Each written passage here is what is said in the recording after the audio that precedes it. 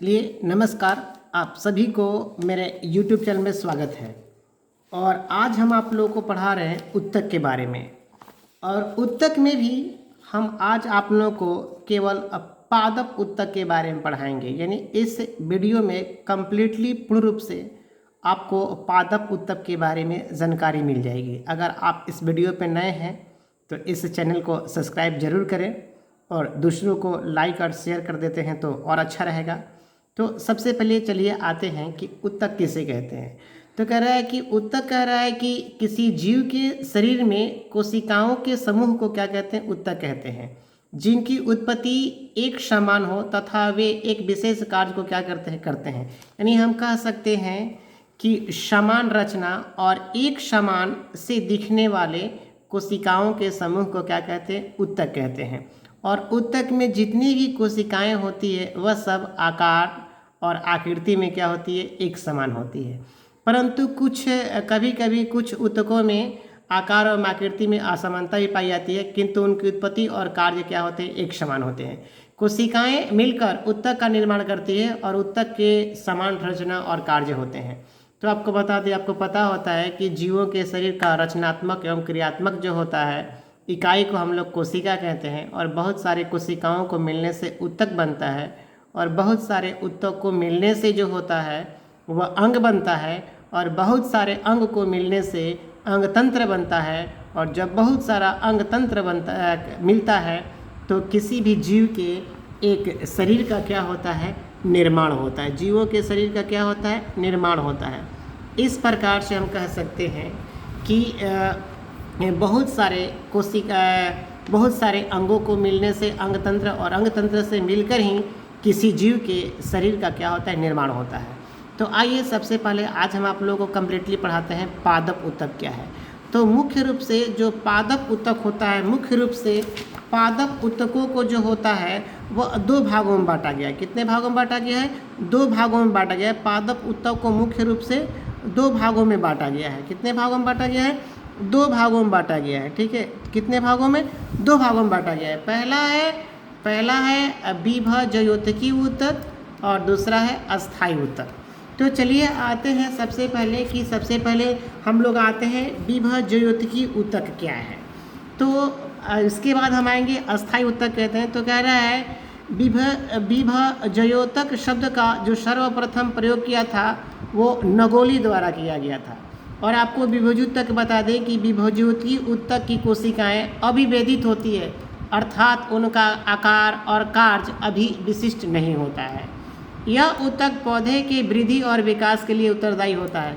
यानी विभजोतकी उत्तक ही पौधे के वृद्धि और विकास के लिए क्या करता है, सहायता करता है। अगला कह रहा है कि इनकी कोशिकाएं अविभेदित होती है और विभाजित होती है, जिसमें एक नई कोशिकाओं का क्या होता है, निर्माण होता है। विभजोतकी उत्तक में ही एक कोशिका दूसरे कोशिका में विभाजित होती है और इस तरह से नई कोशिकाओं का क्या होता है, निर्माण होता है। अगला कह रहा है इनकी कोशिकाओं में सघन कोशिका द्रव्य होता है, जिनमें कई छोटी छोटी क्या पाई जाती है, रिक्तियाँ भी पाई जाती हैं। कह रहा है विभजोतकी उत्तक की कोशिका भित्ति पतली और क्या होती है, लचीली होती है। अगला कह रहा है विभजयोतक उत्तक की जो कोशिकाएं होती है वो लगातार विभाजित होते रहती है। जैसे पौधे की क्या होती है, पौधे के जिस अंग का जितना भी वृद्धि और विकास होता है, इनमें सारे जो होते हैं वह विभजयोतकी उत्तक ही क्या करते हैं, मदद करते हैं। आपको बता दें कि विभजयोतकी उत्तक की कोशिकाएं छोटी होती है, अंडाकार होती है और बहुभुजी भी होती है। और इनकी जो कोशिका भित्ति होती है वह सेल्यूलोज की बनी होती है। और इनकी कोशिका में घन कण युक्त कोशिका द्रव्य क्या रहते हैं, उपस्थित रहते हैं। और इनकी कोशिकाओं में रसधानी जो होता है अनुपस्थित रहता है। यानी विभजयोतकी उत्तक की कोशिकाओं में रसधानी जो है वह रसधानी पाया नहीं जाता है। और इस विभजयोतकी उत्तक की कोशिकाओं में जो केंद्रक होता है, एक बहुत बड़ा क्या होता है, केंद्रक होता है। अब आते हैं विभजयोतकी उत्तक जो होता है वह विभजयोतकी उत्तक उत्पत्ति के आधार पर इन्हें 3 श्रेणियों में बांटा गया है। उत्पत्ति के आधार पर इन्हें कितने श्रेणियों में बांटा गया है, 3 श्रेणियों में पाए। पर कह रहा है कि प्राक विभज्योतक, यानी कह रहा है कि प्राक विभज्योतक कह रहा है कि पादप कार्यों में, पादप कार्य काय में एक नए उत्तकों का निर्माण जहाँ प्रारंभ होता है वह क्षेत्र प्राक विभज्योतक क्षेत्र कहलाता है।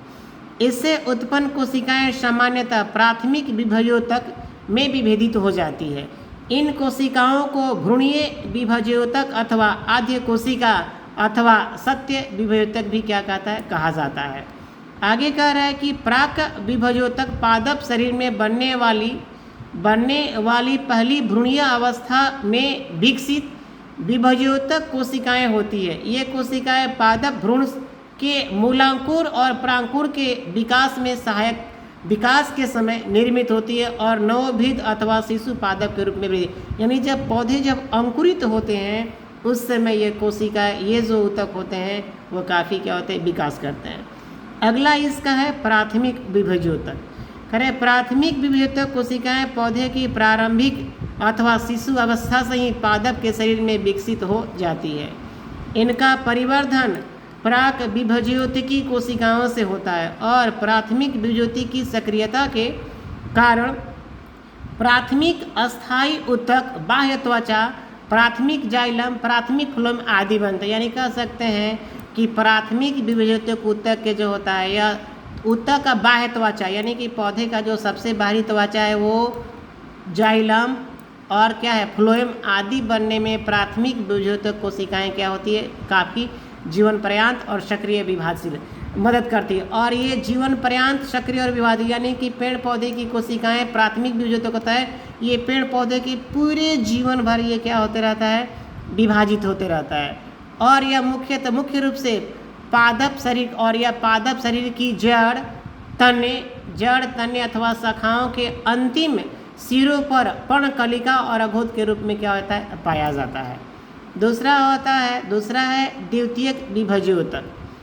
खैर है इस श्रेणी की विभज्योतक कोशिकाएं प्रारंभ में पौधे के अस्थायी ऊतक का भाग होती है, लेकिन पौधे की आयु बढ़ने के साथ साथ ही आवश्यकता अनुसार यह विभज्योतिकी प्रवृत्ति धारण करके सक्रिय रूप से विभाजित और पुनर्विभाजित होने लगती है। अतः ऐसी विभज्योतक कोशिकाएं जो बाद में सक्रिय विभाजन क्षमता प्रदर्शन करती है उनको हम लोग क्या कहते हैं, द्वितीयक विभाजन कहते हैं। इस प्रकार से हम यहाँ देखते हैं कि उत्पत्ति के आधार पर जो विभज्योतिकी ऊतक है उसे 3 भागों में क्या किया गया है, बांटा गया है। इसके बाद आइए हम आगे चलते हैं। स्थिति के आधार पर यानी कि पौधे में पाए जाने वाले विभज्योति ऊतक होते हैं वह स्थिति के आधार पर भी कितने भागों में बांटे गए हैं, 3। स्थिति का मतलब ये तीनों जो होते हैं वह कहाँ कहाँ पाए जाते हैं।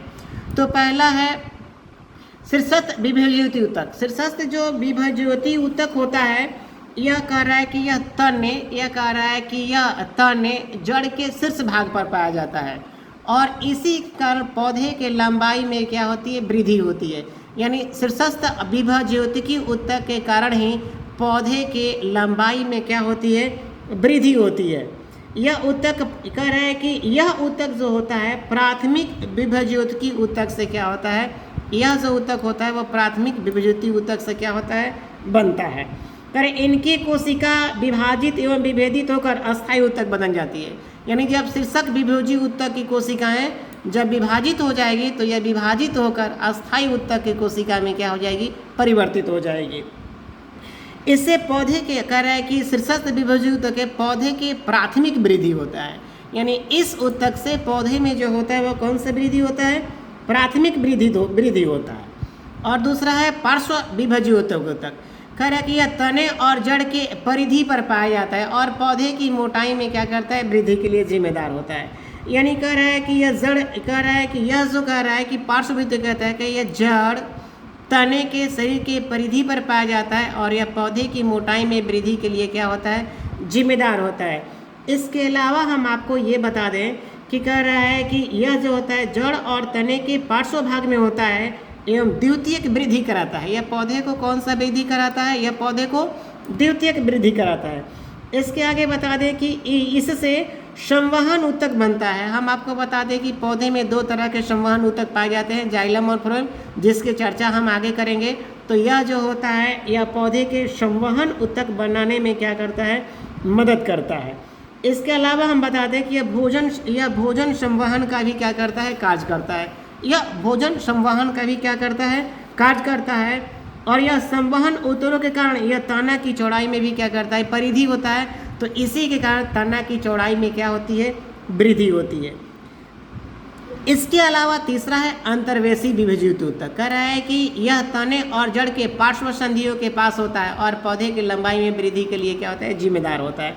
हम आपको बता दें कि इसी ऊतक के कारण ही पार्श्व संधि, जहाँ पे पौधे का जड़ संधि होता है, पार्श्व संधि होता है, नोट्स होता है, वहीं पे वृद्धि करता है और वहाँ से वृद्धि करके एक नए तने के रूप में क्या होता है, विकसित होता है। इस तरह से हम यहाँ देखते हैं, इस तरह से हम यहाँ आपको देखते हैं कि जो यहाँ पे जो ऊतक, यहाँ पे जो पादप ऊतक दो प्रकार है, एक होता है विभज्योतिक ऊतक और दूसरा है क्या होता है, अस्थायी ऊतक। तो हम आपके विभज्योतिकी ऊतक के बारे में बता दिए, यह उत्पत्ति के आधार पर भी 3 प्रकार का होता है और यह स्थिति के आधार पर भी कितना तरह का होता है, 3 तरह का होता है। इसके बाद चलिए हम आपको बताते हैं अस्थायी ऊतक।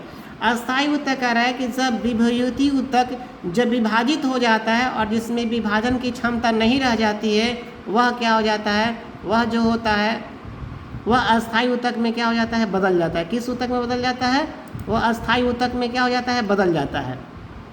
अस्थायी ऊतक में क्या होता है, ये अस्थायी ऊतक में क्या होता है, बन जाता है, जिसमें विभाजन की क्षमता नहीं होती। नहीं कि जब विभज्योति ऊतक अस्थायी ऊतक में परिवर्तित हो जाएगा तो उसमें विभाजन की क्षमता क्या हो जाएगी, समाप्त हो जाएगी। लेकिन कोशिका का आकार और रूप क्या रहता है, लेकिन इसमें कोशिका का आकार और रूप क्या रहता है, निश्चित रहता है।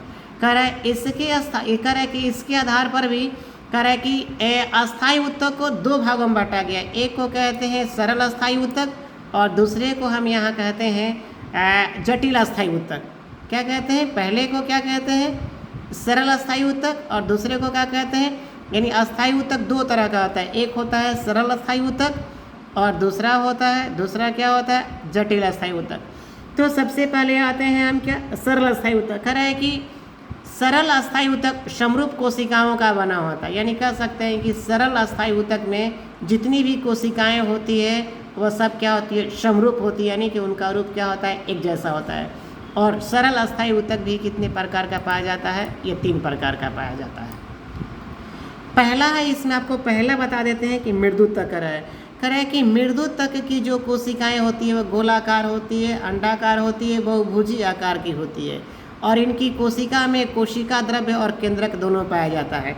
यानी इसमें यह जो होता है, यह इसमें कोशिका द्रव्य और केंद्रक और इसमें जीवित कोशिका द्रव्य पाया जाता है। इसीलिए मृदुतक की कोशिकाएं जो होती है वो क्या होती है, जीवित होती है। और इसकी जो कोशिका भित्ति होती है, मृदुतक की जो कोशिका भित्ति होती है, यह जो आपको बता दें कि पतली होती है और यह सेलुलोज की बनी होती है और यह मुख्य रूप से तने, मूल एवं पत्तियों में पाई जाती है। यह पौधे के हरे भागों में भोजन का क्या करती है, निर्माण करती है। इस तरह से अंतर कोशिकाएँ स्थानों में गैसों का क्या करती है, विनिमय भी करती है। इस प्रकार तरह से अंतर कोशिकाएँ जो कोशिका के बीच में जो अंतर गैसों का क्या होता है, आदान प्रदान भी करता है। कह रहा है कि यह जो होता है, यह तने, मूल और पत्तियों में एपिडर्मिस और कार्टेक्स कोशिका में पाया जाता है।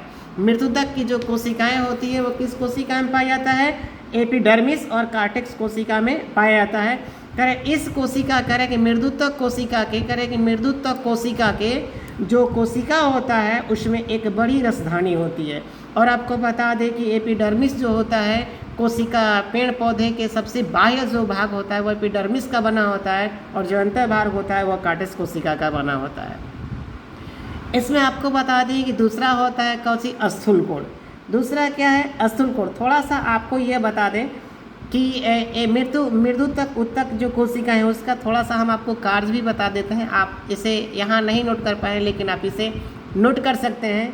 कह रहा है कि मृदुतक कोशिका का जो पहला कार्य होता है, यह कार्य होता है पौधे का क्या करना, संरक्षण प्रदान करना। इसका दूसरा कार्य होता है पौधे के हरे भाग में, खासकर पत्तियों में यह भोजन का क्या करता है, निर्माण करता है।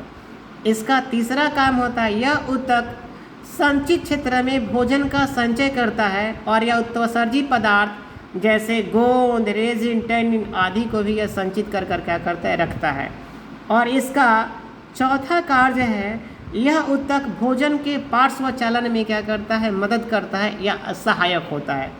और इसका पांचवा कार्य होता है, इनमें पाई जाने वाली जो मृदुतक उत्तक कोशिक में जो अंतरकोशिकीय स्थान होता है, इस अंतरकोशिकीय स्थान से गैसीय गैसों का क्या होता है, विनिमय होता है या गैसियों को विनिमय करने में क्या करता है, मदद करता है। इसके बाद हम आते हैं स्थूल कोण की। स्थूल कोण के बता दें कि इसकी जो कोशिकाएं होती है, स्थूल कोण की जो कोशिकाएं होती है वो आपको बता दें कि केंद्रयुक्त होती है, यानी इसमें क्या पाया जाता है, केंद्रक पाया जाता है।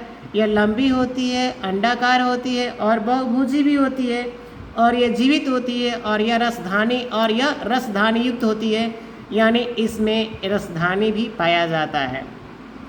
और आपको बता दें कि इसमें हरित लवक होता है, यानी स्थूल कोण की कोशिकाओं में क्या पाया जाता है, हरित लवक पाया जाता है, एवं भित्ति के किनारों पर सेल्यूलोज के स्थूलन होते हैं। करें इन कोशिकाओं, स्थूल कोण की कोशिकाओं के बीच में जो रिक्त स्थान होता है यह बहुत ही कम होता है, और यह ऊतक खासकर पौधे के नए भागों में क्या किया जाता है, पाया जाता है।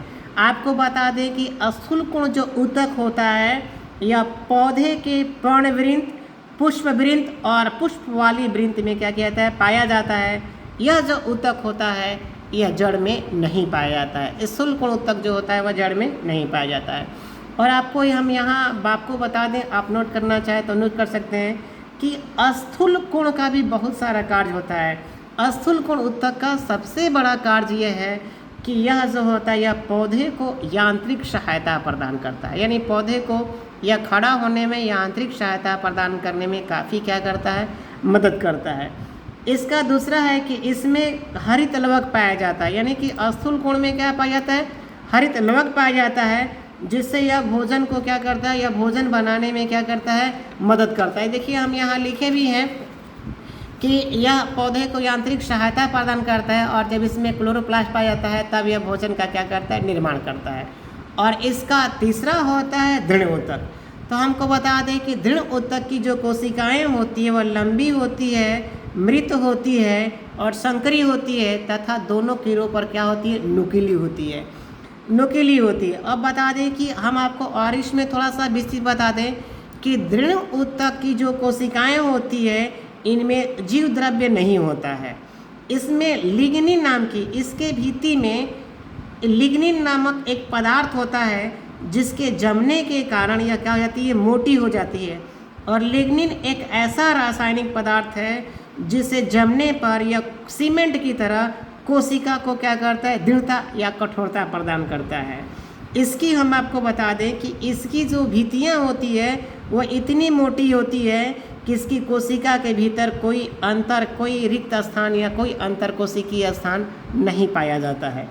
इसके अलावा हम आपको यह बता दें कि यह ऊतक जो होता है, यह दृढ़ ऊतक जो होता है, यह तना, पत्तियों के सिरों, फलों और बीजों के कठोर आवरण पर पाया जाता है। जितने भी रेशेदार पौधे होते हैं, जैसे नारियल का बाहरी छिलका हो गया, पटुआ हो गया, रेशेदार पौधे में यह दृढ़ ऊतक जो होता है वो काफ़ी मात्रा में पाया जाता है। जो नारियल का ऊपर वाला भाग होता है वैसी दृढ़ ऊतक के कारण जो होता है वह काफ़ी क्या होता है, कठोर होता है।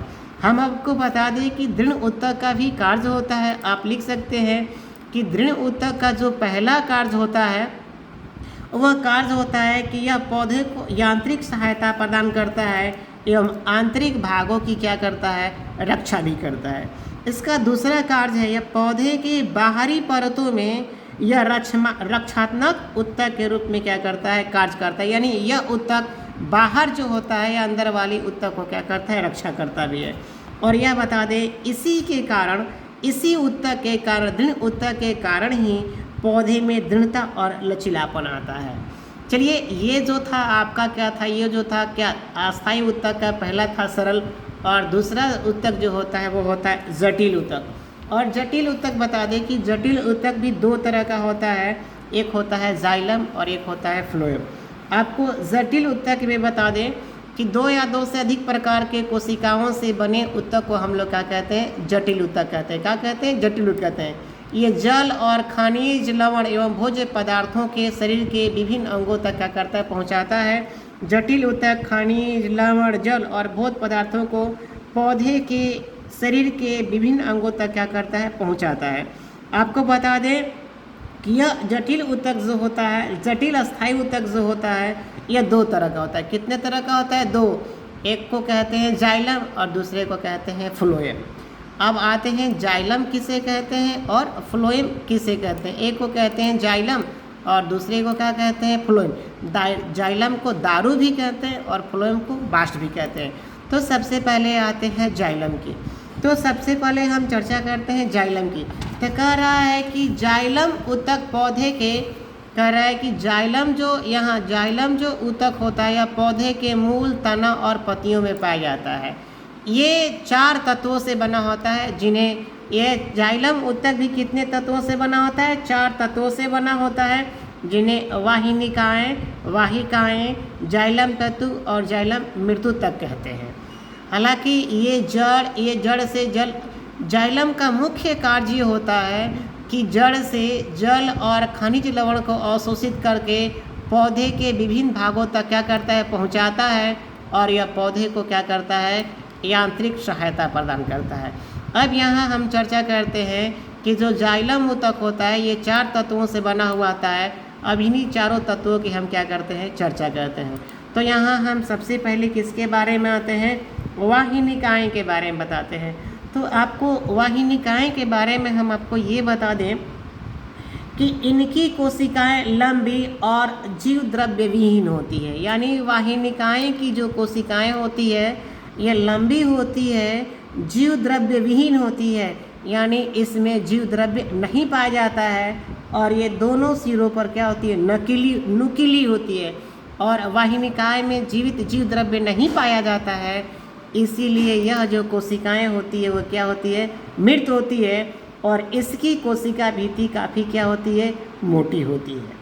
अब आपको बता दें कि वाहिनिकाएं का जो मुख्य कार्य होता है, यह पौधे को यांत्रिक सहायता देता है एवं जल को तने द्वारा जड़ से क्या करता है, पत्ती तक पहुंचाता है। और आपको ये दूसरा बता दें, और चलिए दूसरा क्या है, वाहिकाएं हैं। वाहिकाएं के बारे में हम आपको बता दें कि वाहिकाएं की कोशिकाएं मृत और लंबी नली के समान होती है। मृत का मतलब होता है कि इसमें जीव द्रव्य नहीं पाया जाता है, और वाहिकाएं की जो कोशिकाएं होती है वह मृत होती है, लंबी नली के समान होती है, और ये मोटी, वलयाकार, सर्पिलाकार, सीढ़ीनुमा और जालीनुमा भी होती है। और यह बता दें कि यह जो होता है एंजियोस्पर्म में प्राथमिक और द्वितीयक जाइलम में क्या होता है, पाया जाता है। आपको बता दें कि वाहिकाएं का जो मुख्य कार्य होता है यह होता है जड़ से जल एवं खनिज लवण को पत्ती तक पहुंचाना, वाहिकाएं का क्या होता है, मुख्य कार्य होता है। और हम आपको तीसरा बताते हैं, चलिए आते हैं जाइलम तंतु के बारे में। तो आपका बता दें कि जाइलम तंतु जो होते हैं वह शंकु रूपी होता है, और इसमें मृत कोशिका होती है, और यह प्रायः काष्ठीय द्विबीजपत्री पौधे में पाया जाता है। काष्ठीय और द्विबीजपत्री पौधों में पाया जाता है। काष्ठीय का मतलब होता है जिससे हम लोग लकड़ी प्राप्त कर सकते हैं, उनमें यह जो होता है जाइलम तंतु पाया जाता है।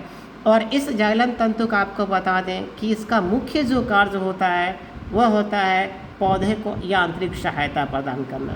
और तीसरा जो होता है वह जाइलम मृदुतक, चौथा जो होता है यह जाइलम मृदुतक होता है। और जाइलम मृदुतक का हम आपको बता दें कि यह जो होता है यह भोजन को संग्रह करता है एवं किनारे की ओर से पानी को पार्श्व में चलाने में क्या करता है, मदद करता है। और इस तरह से जाइलम जो कोशिकाएं होती है वो 4 तत्वों से मिलकर बनी होती है, जिसके बारे में आप लोग बता दिया, वाहिकाएं, जाइलम तंतु और मृदुतक होता है। अब जाइलम के बाद आते हैं फ्लोएम के बारे में। तो आपको बता दें कि फ्लोएम जो होता है, फ्लोएम पौधे के मूल, तना और पत्तियों में पाया जाता है। ये भी कितने तत्वों से बना होता है, 4 तत्वों से बना होता है। चारों तत्वों का नाम यहाँ बताए हैं, यहाँ चालनी नलिकाएं, सह कोशिकाएं, फ्लोएम तंतु और फ्लोएम मृदु। आपको बता दें कि फ्लोएम का जो मुख्य कार्य होता है वह पत्ती द्वारा बने भोजन के पौधे के विभिन्न अंगों तक पहुँचाना, इसका क्या होता है, काम होता है। और इसे भोजन पत्तियों से संचय अंग और संचय अंग से पौधे के विभिन्न क्षेत्रों में पहुंचाना, जहां इसकी क्या होती है, आवश्यकता पड़ती है और ये जरूरत पड़ती है। और जाइलम की तरह फ्लोएम भी कितने तत्वों से बना होता है? इसमें पहला है छलनी, या इसको चालनी नलिका भी कहते हैं। तो हम आपको थोड़ा सा चालनी नलिका के बारे में आपको हम थोड़ा सा बता दें कि चालनी नलिकाएं बेलनाकार और छिद्रित भित्ति वाली होती है। ये लंबी नलिका जैसी कोशिकाएं होती है और खाद्य पदार्थों के परिवहन के लिए क्या जिम्मेदार होती है। इसके और हम थोड़ा सा आपको बता दें कि चालनी नलिकाएं लंबी, बेलनाकार और छिद्रित भित्ति वाली कोशिकाएं होती है। यह एक दूसरे पर परत बाई परत सजी रहती है और दो कोशिकाओं की विभाजन भित्ति पर ये छिद्रयुक्त होती है। चालनी नलिका की वयस्क अवस्था में केंद्रक अनुपस्थित रहता है, यानी कि चालनी नलिकाओं को जब ये वयस्क अवस्था में आ जाती है तो इसमें केंद्रक नहीं पाया जाता है। हम आपको बता दें कि चालनी नलिका का जो मुख्य कार्य होता है वह होता है तैयार भोजन के पत्ती से संचय अंग और संचय अंग से पौधे के विभिन्न क्षेत्रों में पहुंचाना चालनी नलिकाओं का क्या होता है, कार्य होता है। ये बहुत बार परीक्षा में पूछता है कि चालनी नलिकाएं किस प्रकार की कोशिकाएं में पाई जाती है। तो चालनी नलिकाएं जो होती है वह फ्लोएम कोशिकाओं में क्या हो जाती है, पाई जाती है। अगला आपको बता दें, अगला है कौन सी कोशिकाएं, सह कोशिकाएं। तो आपको बता दें कि ये जीवित कोशिकाएं हैं जो भोजन यानी ये चालनी नलिकाओं के साथ जुड़ी रहती है और उनकी क्या करती है, सहायता करती है। लेकिन इसके बारे में थोड़ा सा और हम आपको जिक्र देंगे। सह कोशिकाएं चालनी नलिका के पार्श्व भाग में स्थित रहती है और प्रत्येक सह कोशिका लंबी और जीवित होती है। जीवित का मतलब इसमें केंद्रक भी होता है और जीव द्रव्य भी होता है। और यह उसे क्या करती है, चालनी नलिकाओं को भोजन, ये चालनी नलिकाओं को भोजन को ये पहुंचाने में उसकी क्या करती है, मदद करती है। अगला आपको बता दें, इसका मुख्य कार्य वही होता है, यह चालनी नलिकाओं में भोज्य पदार्थों के संवहन में क्या करता है, मदद करता है। और इसमें तीसरा है फ्लोएम पैरेन्काइमा। इसको हम लोग फ्लोएम क्या कहते हैं, इसको हम लोग फ्लोएम क्या कहते हैं, मृत्यु तक भी कहते हैं या फ्लोएम तंतु भी। आइए कह रहे हैं कि यह जो होता है कि कह रहे हैं कि यह जीवित कोशिकाएं होती है जो भोजन को संग्रहित करने और अन्य कार्यों में क्या करती है, मदद करती है। और अगला होता है ये कोशिकाएं, अगला है फ्लोएम फाइबर। इसकी जो कोशिकाएं होती है वो क्या होती है, मृत होती है, जो पौधे को यांत्रिक सहायता क्या करती है, प्रदान करती है। तो फ्लोएम मृदु तक जो होता है, ठीक ना, पैरेन्काइमा मृदु तक जो होता है इसे हम लोग फ्लोएम मृदु तक भी कहते हैं। यह जीवित, लंबी और केंद्रित होती है। इसमें भोजन संचित रहता है और यह भोज्य पदार्थ को संवहन में क्या करती है, मदद करती है। तो इस प्रकार से जो होता है वह हमारा आज का जो वीडियो है, इस वीडियो में हमने आपको संपूर्ण जो होता है पादप उत्तक के बारे में जितना जानकारी हो सके हमने आपको क्या किया है, दे दिया है। अगर आप अगले वीडियो में हम आपको जंतु उत्तक के बारे में क्या करेंगे, विस्तृत रूप से पढ़ाएंगे। अगर आप इस चैनल पर नए हैं तो इस चैनल को सब्सक्राइब क्या करें, ज़रूर करें, इस चैनल को सब्सक्राइब ज़रूर करें। और यदि अगर वीडियो अच्छा लगा हो तो इसे लाइक, शेयर और कमेंट ज़रूर करें ताकि दूसरे विद्यार्थी को भी पहुंच सके। और आपसे आग्रह है कि अगर आप इस चैनल पर नए हैं तो इस चैनल को सब्सक्राइब ज़रूर करें, क्योंकि ऐसे वीडियो बनाने में बहुत सारा क्या लगता है, मेहनत लगता है। आपको एक जगह जानकारी इकट्ठा करके देने में बहुत सारा कुछ ऐसे भी चीज़ें आपको बताए हैं जो हम नहीं यहाँ इकट्ठा कर पाए हैं, उसको भी आप लोग हमको क्या बताएं हैं, आप बताएं हैं, उसको भी आप कॉपी पर क्या कर सकते हैं, नोट कर सकते हैं। तो अगर वीडियो अच्छा लगा हो तो इसे लाइक करें, अगर चैनल पर नए हैं तो इसे आप प्लीज़ सब्सक्राइब और शेयर ज़रूर करें। तब तक के लिए धन्यवाद।